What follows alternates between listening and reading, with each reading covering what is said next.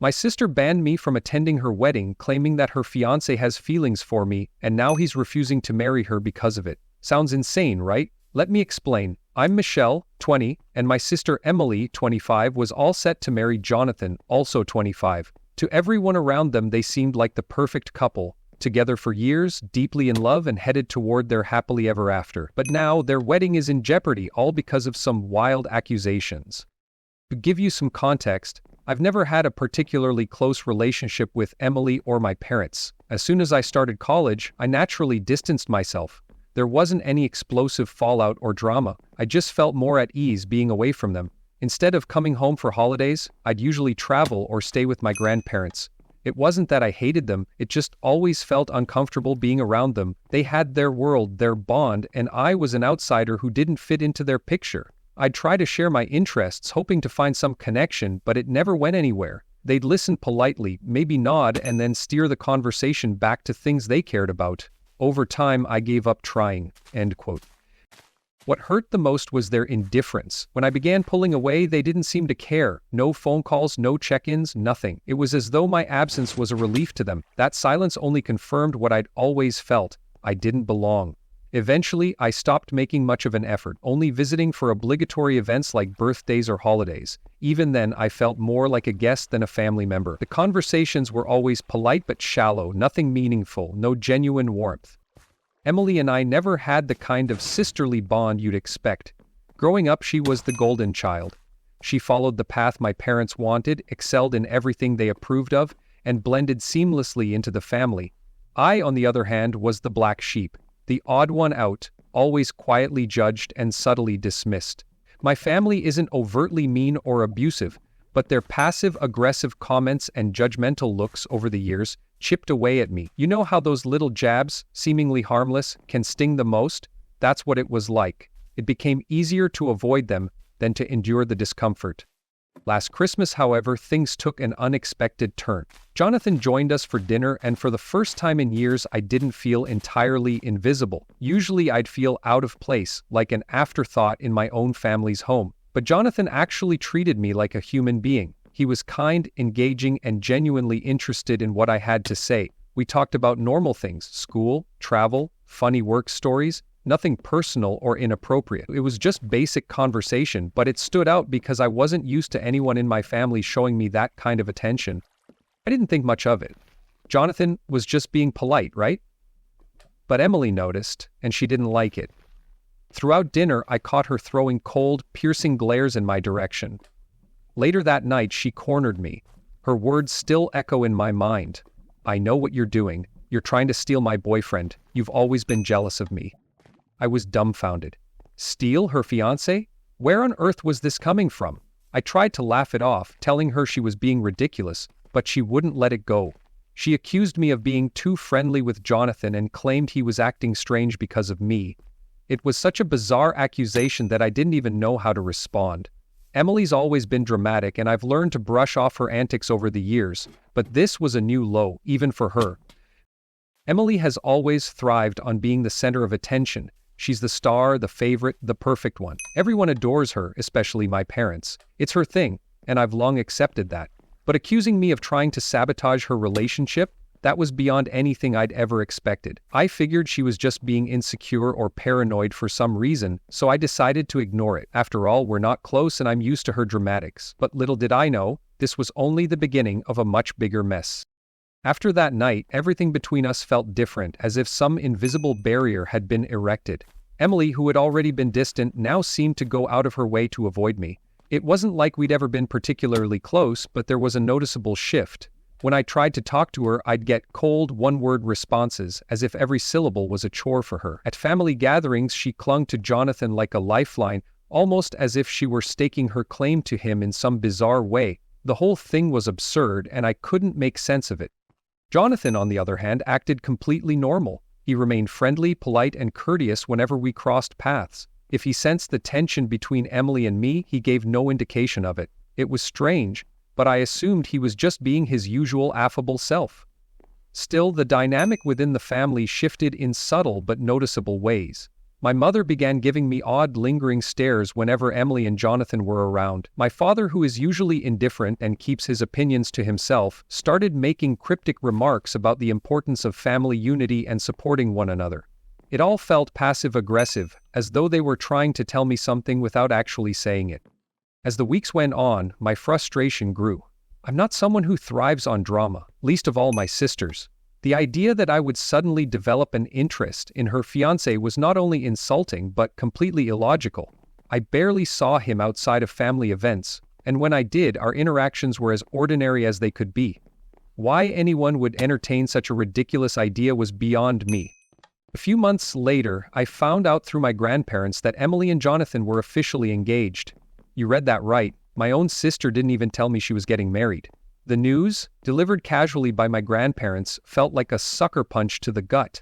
I wasn't expecting a glittery invitation or a heartfelt phone call, but I hadn't thought she'd exclude me so completely. As much as I tried to convince myself otherwise, it hurt. Despite everything, I still wanted to believe that on some level I mattered to her as family, but apparently I didn't. At first I made excuses for her. Maybe she was too busy with wedding planning or had simply forgotten to tell me.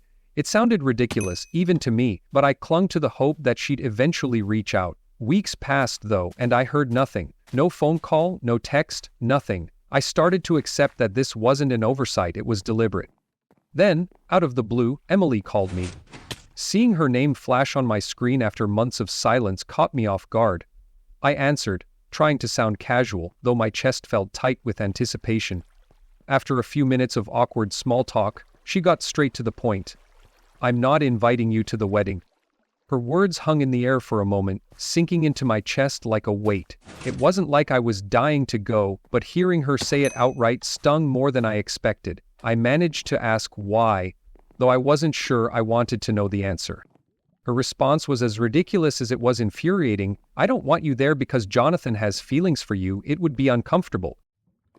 I couldn't help but laugh, not out of humor, but sheer disbelief.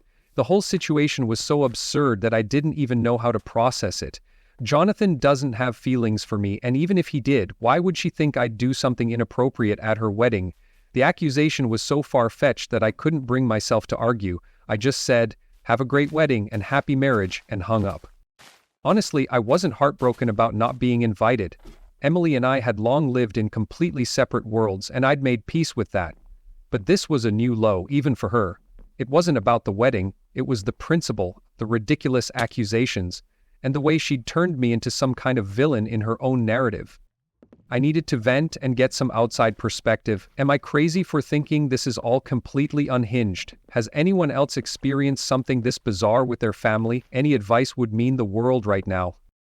The rehearsal dinner spiraled into chaos, and somehow I got dragged into the center of the storm. I was spending a quiet Thursday night on my laptop tackling an assignment when my phone started blowing up. At first I ignored it. Over the past few months I'd gotten pretty good at letting calls and messages go unanswered, especially from my family. But within 10 minutes I saw 7 missed calls from my dad. My dad doesn't call more than once ever. He's the type to assume you're busy and will try again later. 7 calls meant something was seriously wrong. When I finally picked up, his voice was trembling. It was a tone I had never heard from him before. "Michelle, you need to get to the venue immediately," he said, his words rushed and frantic, repeating, "Right now." I asked what was wrong, but all he would say was, "It's about Jonathan and Emily. Please, just come." There was desperation in his voice that left me alarmed, but I couldn't help being skeptical. After all the drama, the accusations, and being excluded from the wedding, did they really think I'd drop everything and rush to their rescue? I told him as much. "Dad, remember, I wasn't invited to this wedding. Emily made that pretty clear." "Michelle, please," he pleaded, almost as if he hadn't heard me. "Jonathan refuses to go through with the wedding unless you're there." I froze. What? That was the last thing I expected to hear. My phone beeped with another call, this time from Mom. I ignored it, still trying to process what my dad had just said. But then my mom left a voicemail, her voice shaky and broken as she sobbed about sisterly love and family loyalty. It was almost laughable hearing her cry about unity after months of coldness and exclusion. Where was this loyalty when they all treated me like an outsider? Before I could fully grasp the situation, Emily herself called. Her voice was hysterical, barely coherent as she tried to explain. Apparently, Jonathan had shown up to the rehearsal dinner and immediately asked where I was. When Emily told him I wasn't invited, he lost it. Not in anger, but in quiet, disappointed disapproval. In front of everyone, friends, family, and the entire wedding party, he declared that he couldn't marry someone who would treat her own sister so cruelly. He said he couldn't see himself joining a family that rejected one of its own. Emily sobbed as she recounted his words. "You're just like your parents. I don't want to be around such toxic behavior." I'd be lying if I said I didn't feel validated hearing this. For years I endured their treatment in silence, never having anyone stand up for me, and now here was someone finally calling out their behavior for what it was: freedom. But Emily wasn't done. Between her sobs, she launched into a desperate plan. She wanted me to come to the venue and tell Jonathan that the whole thing was a misunderstanding. "Just tell him it was your choice not to come to the wedding," she begged. "Michelle, please, we can fix this. Just say you didn't want to attend and everything will be fine." The audacity left me speechless. After months of treating me like an outcast, accusing me of stealing her fiancé, and outright banning me from her wedding, she now wanted me to lie to save her relationship? It was breathtakingly absurd. I let her cry on the other end of the line for a while before responding, my voice as calm as I could manage. "I won't lie for you, Emily. You made your choices, and now you're facing the consequences. Fixing this isn't my responsibility." Her voice rose, panicked. "He'll listen to you, Michelle. He trusts you." I took a deep breath and replied, "Maybe he trusts me because I've never given him a reason not to. Maybe he's questioning you because of how you've treated me. Either way, I'm not coming to the wedding, and I'm not lying to clean up your mess." She was still sobbing when I hung up. I made myself a cup of tea, turned off my phone, and sat in silence, letting the weight of everything sink in. The notifications continued to flood in over the next several hours. Voicemails from my parents, missed calls from Emily's friends, texts from relatives I hadn't spoken to in years. It was as though the entire family had united in a collective effort to coerce me into fixing Emily's mess. But I wasn't going to budge. For once, I was choosing myself. For the first time in my life, I felt certain that staying away from them was the right thing to do. Jonathan had been able to see through their actions without me having to explain or justify myself. He had come to his conclusions based entirely on how they treated me, and that felt like the ultimate validation. For years I'd tried to get my family to see me, to truly see me, and Jonathan, a relative stranger in comparison, had managed to grasp the truth, all on his own. That realization brought me a strange sense of peace, one I hadn't felt in a long time. Last night I turned off my phone, ignored all the buzzing notifications, and crawled into bed. For the first time in what felt like years, I slept soundly. No guilt, no overthinking, no restless tossing and turning, just sleep. It was liberating to think that, for once, I wasn't cleaning up their mess. They could deal with the chaos they'd created, and I wasn't going to lift a finger to help them. I was done being the family scapegoat. This morning, I got a call from my grandparents, the only relatives I still maintain any contact with. They told me Jonathan wasn't answering Emily's or my parents' calls. Apparently, he'd informed his own family that the wedding was officially off. My parents, unsurprisingly, were scrambling to control the narrative, trying to salvage what little dignity they had left. Emily, on the other hand, was reportedly inconsolable, holed up in her room sobbing uncontrollably. I listened to all of this with a strange detachment. It felt like I was watching a soap opera unfold, except this time I wasn't a character in the story. Sitting on my couch with a cup of coffee, I realized I didn't feel the usual pang of guilt that came with hearing about their distress. Instead, I felt relieved. Relieved to be free of their expectations and manipulation.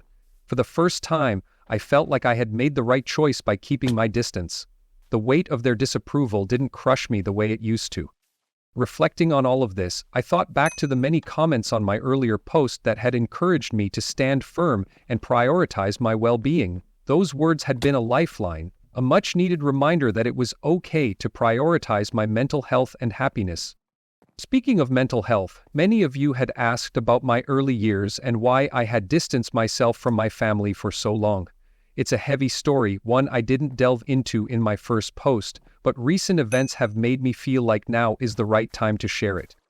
You see, I've struggled with social anxiety for as long as I can remember. Even as a child, I always felt like something was wrong with me, but I didn't have the words to articulate it. My parents, being traditionalists, dismissed mental health issues entirely. To them, anxiety was an excuse, something people used to shirk responsibility. They'd say things like, "You need to toughen up," or "Stop being dramatic." If I ever showed signs of a panic attack or expressed my anxiety, they'd label me weak or lazy, as though I was choosing to feel that way. Looking back, the warning signs were there all along. I remember a particular incident when I was 15 and had to give a presentation in English class. The thought of standing in front of my classmates terrified me. I couldn't sleep the night before, and by morning I felt physically ill. I begged my parents to let me stay home, explaining how anxious I felt. My father's response was curt and dismissive. "Your nervousness won't stop the world. Quit making such a big deal out of everything." That day, I had a full-blown panic attack in front of the class. My voice cracked, my hands shook so badly I couldn't hold my notes, and the room felt like it was spinning. Some of the kids even laughed. Instead of comforting me, my mother's reaction was to roll her eyes and say, "See, you survived. All that drama was for nothing." Emily, of course, made it worse. She was everything I wasn't: popular, confident, and outgoing. She was the debate team captain, the student body president, the perfect daughter. When her friends would come over, they'd whisper about how weird I was for staying in my room. Once I overheard Emily telling them she thinks she's too good for anyone. That comment still stings to this day. Everything changed in college. My first semester was a disaster. I was away from home for the first time, overwhelmed by new social situations, and struggling to manage my anxiety. One night I sat in my dorm room, gasping for air, convinced I was dying. My roommate, bless her, saw how bad things were and dragged me to the campus counseling center. That's where I met Dr. Martinez, the first person who truly listened to me. She didn't dismiss my feelings or tell me to toughen up. Instead, she helped me understand my anxiety and gave me the tools to manage it. She even referred me to a psychiatrist, and for the first time in my life, I had a name for what I was dealing with: social anxiety disorder. Through therapy, I began to see how damaging my family's behavior had been. Dr. Martinez taught me about setting boundaries and advocating for myself, and I slowly started to rebuild my self-worth. For the first time, I realized I wasn't broken. I was just dealing with something that required care and understanding, neither of which my family had ever provided. At that point, I started making a conscious effort to distance myself from my family. What stings the most is how my parents completely dismissed my diagnosis when I tried to explain it to them. My mother said, "These doctors just want to slap a label on everything so they can make money." She genuinely believed that my social anxiety wasn't real, just a fancy excuse I was using to justify my so-called antisocial behavior. Emily, of course, couldn't resist chiming in, rolling her eyes and adding, "You're just being dramatic, as always." One final attempt to make them understand came last Thanksgiving, long before all the chaos of Emily's wedding unfolded. I spent hours preparing a detailed explanation about social anxiety, complete with research, statistics, and personal insights. I thought, maybe if I framed it in a way they could relate to, they might finally get it. But halfway through my speech, my dad cut me off. "Michelle, when are you going to stop making excuses and start living in the real world?" he said, his tone dripping with impatience and dismissal. That was the moment it hit me. They would never change. No matter how much effort I put into making them understand, they would always see me as the problematic one, the overly sensitive kid who couldn't handle life. And strangely enough, that realization was liberating. It allowed me to stop chasing their validation, to stop twisting myself into knots trying to fit into their version of reality. For the first time, I gave myself permission to let go of the hope that they would ever truly see me. Looking back, I can see how that dynamic played directly into the wedding drama. My parents immediately accepted Emily's version of events without question. They didn't bother asking me for my side of the story because to them it was already decided. I was the one at fault. And Emily, well, she didn't hesitate to cast me as the villain in her narrative. It was just another chapter in the ongoing story where I'm the one who causes problems and needs to be controlled. Jonathan, however, saw through it all. He noticed the way they treated me, how they minimized my emotions, and how they always seemed to scapegoat me for everything. He called it out for what it was: poisonous behavior. Unlike my family and their social circle, who simply accepted their version of reality, Jonathan questioned it. And for that, I'll always be grateful. I suppose that's why Jonathan's decision feels so validating to me. For years, I've been silently enduring this treatment, feeling invisible and unheard. And then, out of nowhere, someone finally noticed. Someone finally said, "This isn't okay." That moment felt like a turning point, a small but significant victory in a lifetime of being overlooked and dismissed. This whole ordeal wasn't just about a wedding. It was the culmination of years of toxic family dynamics. The wedding drama was merely the spark that lit the fire. For as long as I can remember, I've been painted as the troublemaker, the one who couldn't get her act together, the one who needed to be fixed. But now, for the first time, someone outside of that bubble validated my experience, and it feels like a weight has been lifted off my shoulders. To those of you who asked why I'm not rushing to repair my relationship with my family, I hope this backstory provides some clarity. I've spent far too many years trying to win their acceptance, bending over backward to prove my worth, only to be met with rejection and misunderstanding. I'm done with that. Sometimes, the healthiest thing you can do is walk away, and I'm finally at peace with that decision. I turned down Emily's offer to cover the damages. This wasn't about money, it was about accountability and facing the consequences of her actions. The court case progressed swiftly and ended decisively. Emily was convicted of attempted breaking and entering, criminal harassment, and vandalism. She was issued a permanent restraining order, mandated therapy, and a 1-year suspended sentence. The judge didn't hold back, citing the deliberate and escalating nature of her behavior and the overwhelming evidence against her. My parents reacted exactly as I expected. They accused me of ruining my sister's life over a few harmless pranks. Their words were dripping with bitterness, and they seemed completely indifferent to the fact that Emily's actions had gone far beyond pranks. They were calculated attempts to harm me emotionally, financially, and even physically. They suggested that if I felt unsafe, I should just move away, as though the burden of solving the issue was on me rather than holding Emily accountable. That was the final straw for me. I decided then and there that I would never speak to them again. The civil lawsuit was settled out of court. Emily was required to compensate me for emotional distress, lost income, and all the damage she had caused. Her relentless social media harassment had cost me several freelance clients, and this was reflected in the settlement amount. More importantly, the settlement included a legally binding non-contact clause, which also prohibited my parents from acting as intermediaries or enablers. Ironically, their primary motivation for settling quickly seemed to be their concern over their social standing with their country club friends, rather than any genuine remorse or a desire to make amends.